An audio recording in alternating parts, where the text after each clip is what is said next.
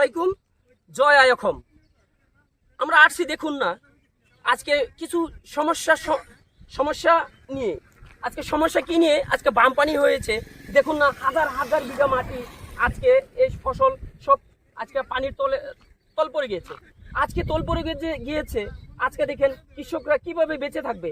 আজকে আমাদের আসাম সরকার যদি এই পানিগুলো যাতে কিভাবে বার করা যায়, ফসলগুলোর থেকে কিভাবে বার করা যায়, যদি বার করতো, আজকে এই ফসলগুলো সব আজকে কত লোক আজকে লোন নিয়ে টাকা সুদি করে আজকে ধার নিয়ে মাটি সম্পত্তি বন্ধক রেখে এই খেতিবাতিগুলো করছে। আজকে যদি আমাদের আজকে আসাম সরকার যদি এগুলো কিছু পদ্ধতি আগবাড়তো, আমি মনে করি যে খুবই ভালো হতো। আজকে কেন না আমাদের জ্বলন্ত এগুলো সমস্যা বলতে কি জানেন?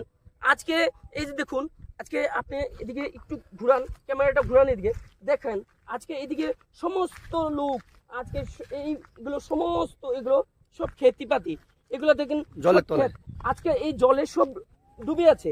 আজকে এদিকে দেখুন, এদিকে আছে, এদিকেও আছে। আজকে এদিকেও দেখুন আপনারা সব, আজকে এদিকে সমস্ত এগুলা খেতিবাতি সব আজকে পানির তলে, বানপানি আজকে ডুবে গিয়েছে।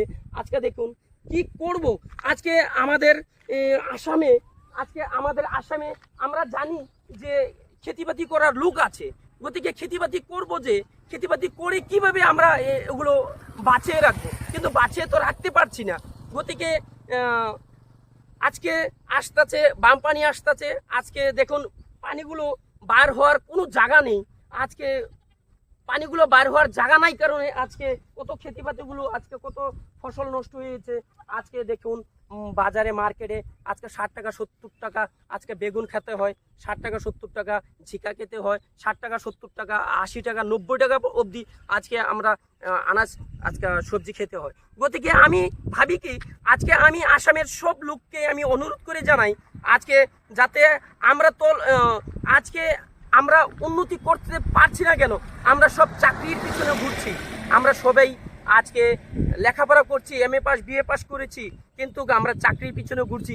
আজকে আসুন না, খেতে মাটি আছে, সম্পত্তি আছে, আজকে আমরা ক্ষেত করছি না কেন? ক্ষেত করছি না। আজকে যদি আমরা ক্ষেত করতাম, আজকে আমাদের আসামে আজকে আমরা চাকরির থেকে বেশি বেনিফিট করতে পারতাম মনে হয় আর কি। যদি আপনারা একটু মনোযোগ দিয়া আসুন না, আমাদের হিম্মত আছে, আমাদের সব কিছু আছে। আমরা যদি আজকে খেতিতে লেগে যাই, আজকে ফসল যদি আমরা উৎপন্ন করি, আজকে নিশ্চয় আমাদের কপাল ভালো হবে। আর আমি আশা করছি যে আসামে আমরা একটা উন্নতি করতে পারবো বলে খুবই আশা রাখছি। জয় আয়খম। আসসালামু আলাইকুম।